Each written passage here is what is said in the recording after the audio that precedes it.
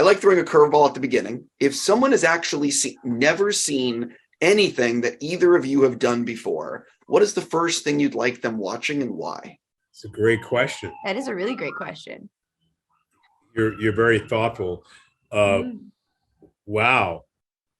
For me, I think it'd have to be Do the Right Thing, because it was just such a film that changed the course of history for African Americans who were wanting and desiring to see positive images of themselves on the screen.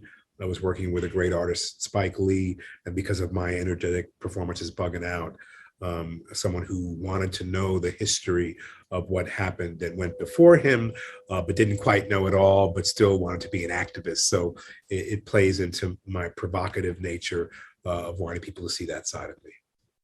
I think for me, it would be Sabrina, because Prudence as a character, it was a really fun character for me to build. And my first time playing a villain ever, or villainous type character. And I'm very proud of the way that I was able to add layers to Prudence, and was able to humanize her through her being this, excuse my French, for this, bitchy sort of character. And yeah, I think that it's a good introduction to me and to show where I came from as far as being an actor, and because I took a lot of my theater training into Prudence. And yeah, it's similarly, it's a character that I took a lot of energy to, and that has a lot of energy. So yeah, I would choose Prudence. Jumping into why I get to talk to you guys today, one of the crazy things about this series is you can watch it in any order. And I'm just curious if you want to suggest an order to people, or sort of the way it pops up on Netflix. I would want people to watch it and how it pops up on Netflix. I definitely would not suggest an order, because I'm very excited and curious to see, or to hear the conversations that come out of everybody seeing it in a different way. And just excited to hear what people take from their particular set. So yeah, I would not suggest any order. I would have to agree. I think the magic of this is to watch it in the color scheme that appeals to you. Certainly, if it pops up on Netflix in a suggested order, I would say jumble that order and just go for one. Because no matter which order you watch this particular show in, you're going to watch it again in a different order, because you're going to be intrigued enough to want to see how all these puzzle pieces fit with each other, and how the connective tissue of all these characters gives you a different way in each time you watch it. One of the things about the series, I love movies and shows that show heists. And this show obviously has a big heist. So what is it like being part of something like, it's cool. It's a great genre. To me, I think it's a wonderful genre. And I think this heist will be the ultimate heist, because it gets heightened because you don't actually know that you're going to see all of it. Or you see all of it, but then you start to see it from a different angle, and you realize, oh, this happened in between this and this. So I think this is the ultimate heist piece. I'll just say that. And I think for me to do it, I was just like, I felt like I was on a completely new adventure, because what I have to do in this heist is pretty freaking amazing.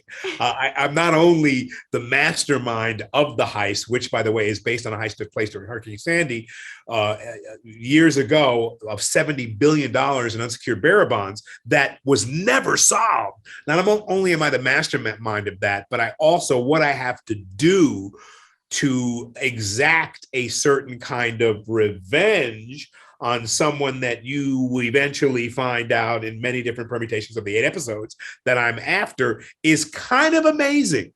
And so when you watch it, just know that I did all of that. Do you want to add anything? Sorry. Yeah, sure. I mean, I'm just excited to be part of the heist genre in this way, because it's thrilling. And by having these characters that are, Giancarlo used a really great term earlier, these everyman sort of characters, it gives the audience this thrill, the things that we all, wish that we could try one day, or wish that we could tap into. And similarly too, I think the twists of this heist is what makes it so incredible and makes it the ultimate heist, because it's not just, okay, you have a team, they're after this, they get it, they go. There's a bit more idiosyncrasy, and who you think might win is probably not who's going to win.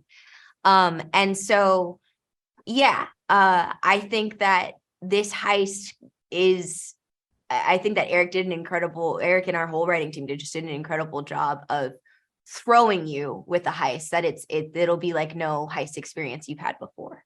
Before I run out of time, Giancarlo, I do have to ask you an individual question. I was just in Brazil at CCXP, and they showed a pretty good sizzle reel of The Mandalorian season 3. And I saw, it looks insane with action, tons of Mandalorians teasing Mandalore. It basically, I don't know if you've seen the sizzle, but it looks massive, the season. And so I have to ask you, how is season 3 compared to the previous ones? What can you say about it? I just think that the show gets more expanded and more visually profound with each season. And I think it's the vision of Jon Favreau and David Filoni, certainly that begins that expansion.